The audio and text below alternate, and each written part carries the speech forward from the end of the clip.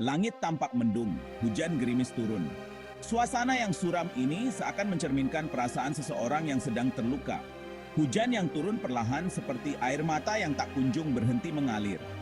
Terlihat seorang pria meringkuk di depan toko. Namanya Darman.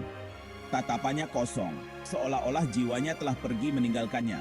Hatinya dipenuhi luka yang dalam, luka yang tak terlihat oleh mata.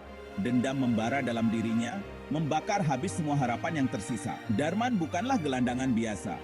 Di balik penampilannya yang lusuh, tersembunyi kisah tragis yang mengubah hidupnya selamanya. Dahulu, ia adalah seorang pengusaha sukses dengan keluarga yang bahagia.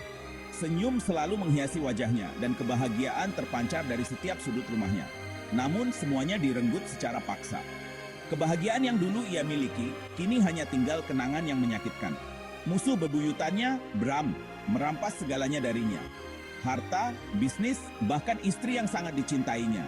Semua lenyap dalam sekejap mata. Darman hancur. Setiap kali ia melihat foto-foto lama, hatinya terasa seperti ditusuk ribuan pisau.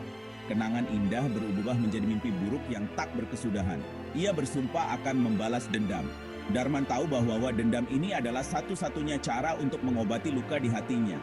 Mengobati lukanya dengan air mata Bram. Setiap tetes air mata yang jatuh adalah bukti dari penderitaan yang ia alami. Darman tahu melawan Bram secara langsung sama saja dengan bunuh diri. Ia harus menyusun strategi, rencana yang matang, sebuah penyamaran yang sempurna. Ia mulai merencanakan setiap langkah dengan hati-hati, memastikan tidak ada celah yang terlewat. Setiap detail diperhitungkan, setiap kemungkinan dipertimbangkan.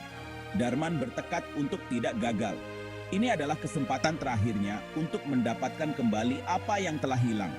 Dengan tekad yang kuat, ia memulai perjalanan panjangnya menuju pembalasan dendam. Malam semakin larut. Suasana kota yang biasanya ramai kini sunyi senyap. Hanya ada beberapa lampu yang masih menyala. Darman menatap bayangan dirinya di cermin yang retak. Wajah yang dulu penuh percaya diri kini tampak lelah dan penuh keraguan. Rambutnya yang dulu rapi kini gondrong dan tak terurus. Setiap helai rambut mencerminkan beban hidup yang ia pikul. Pakaian bersihnya telah berganti dengan kain lusuh. Ia memangkas rambutnya asal-asalan dengan gunting berkarat. Mengolesi wajahnya dengan arang, berusaha menyembunyikan identitas aslinya. Mengubah dirinya menjadi seorang kakek tua yang miskin. Setiap gerakan dan raut wajahnya kini mencerminkan penderitaan dan keputusasaan. Tak ada lagi jejak Darman si pengusaha sukses. Foto-foto masa lalunya sebagai seorang pebisnis kini hanya menjadi kenangan yang menyakitkan. Air mata menetes di pipinya. Bukan hanya karena penampilannya yang menyedihkan, tetapi juga karena beban emosional yang ia rasakan. Bukan karena penampilannya yang menyedihkan. Ia merenung, memikirkan semua keputusan yang telah diambilnya. Tapi karena dendam yang memaksanya menjadi orang lain. Dendam yang membara di dalam hatinya memaksanya untuk mengambil langkah nekat ini. Keputusan nekat yang harus ia jalani. Setiap langkah yang diambilnya kini penuh dengan risiko dan ketidakpastian.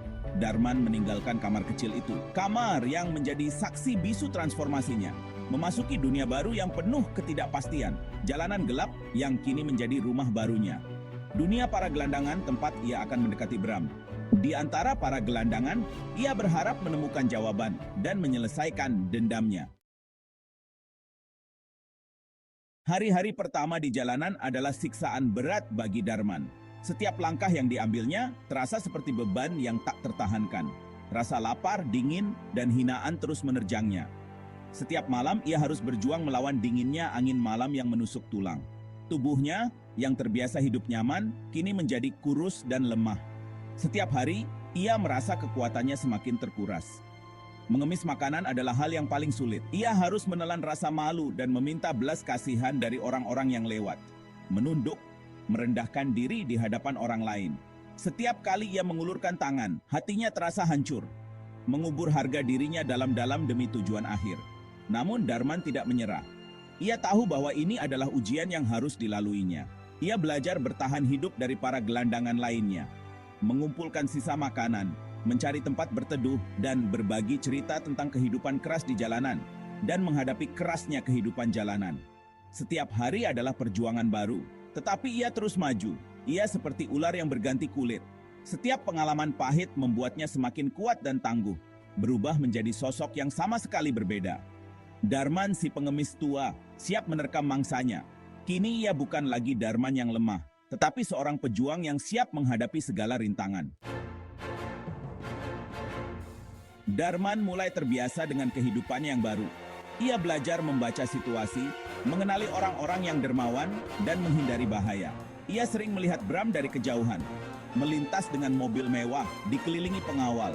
Kehidupan mewah yang dulu menjadi milik Darman. Setiap kali melihat Bram, dendam Darman berkobar. Ia ingin menerjang, menghancurkan kehidupan Bram seperti yang dilakukan Bram padanya. Namun, Darman selalu menahan diri. Ia ingat tujuannya. Ia harus bersabar, menunggu momen yang tepat untuk membalas dendam. Di tengah keramaian kota, Darman sering termenung, mengingat masa lalunya yang indah, istri tercinta, anak-anaknya yang lucu, dan kehangatan keluarganya. Kenangan itu seperti pisau bermata dua, memberi secercah kebahagiaan, namun di saat yang sama, semakin menyakiti hatinya. Darman sadar, dendam hanya akan melahirkan dendam baru. Tak akan ada kedamaian di hatinya, meski ia berhasil membalas Bram. Namun rasa sakit dan amarah di hatinya terlalu besar untuk diabaikan. Ia terlanjur masuk terlalu dalam. Tak ada jalan untuk kembali. Suatu hari, saat Darman sedang mengemis di depan sebuah restoran mewah, ia melihat seorang gadis kecil yang sedang menangis. Gadis itu terpisah dari ibunya. Darman mendekatinya, mencoba menenangkannya. Ia teringat pada putrinya sendiri. Ia tak tega melihat anak kecil itu sedih. Darman membantu gadis itu menemukan ibunya. Sang ibu sangat berterima kasih. Ia memberikan Darman sejumlah uang. Saat Darman hendak pergi, ia mendengar suara yang familiar. Suara Bram. Ia menoleh dan melihat Bram sedang berbicara dengan seorang wanita, istrinya. Darman akhirnya menemukan celah untuk mendekati Bram. Ia mengetahui rutinitas istri Bram. Setiap hari Selasa, ia pergi ke salon kecantikan. Sebuah rencana berbahaya muncul di benak Darman. Ia akan menculik istri Bram, lalu meminta tebusan. Bukan uang, tapi kehancuran Bram. Darman tahu risikonya besar. Ia bisa saja tertangkap, dipenjara, atau bahkan dibunuh. Namun, dendam telah membutakan hatinya. Ia tak peduli lagi. Ia hanya ingin melihat Bram menderita seperti dirinya. Merasakan sakit yang sama, kehilangan yang sama. Hari Selasa tiba. Darman bersiap menjalankan rencananya. Ia mengikuti istri Bram dari salon. Saat lengah, Darman menyergapnya. Ia membawa istri Bram ke sebuah gudang kosong. Darman menghubungi Bram, memberitahukan bahwa ia telah menculik istrinya. Bram panik. Ia memohon Darman untuk tidak menyakiti istrinya. Darman tertawa sinis. Ia mengingatkan Bram atas semua perbuatannya. Darman meminta Bram datang sendiri ke gudang. Ia akan menukar nyawa istri Bram dengan pengakuan Bram atas kejahatannya di masa lalu.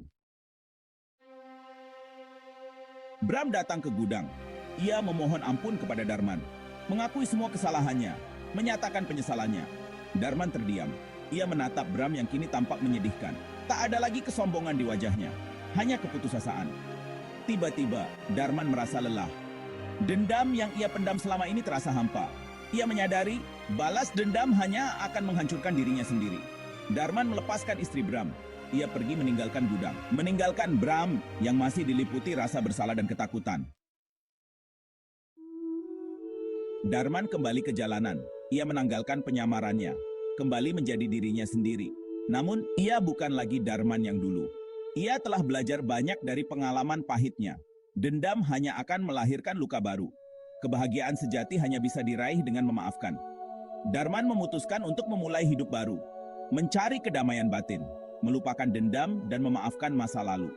Perjalanan balas dendam telah menyadarkannya bahwa terkadang memaafkan adalah pembalasan terbaik dan melupakan adalah cara untuk menyembuhkan luka hati.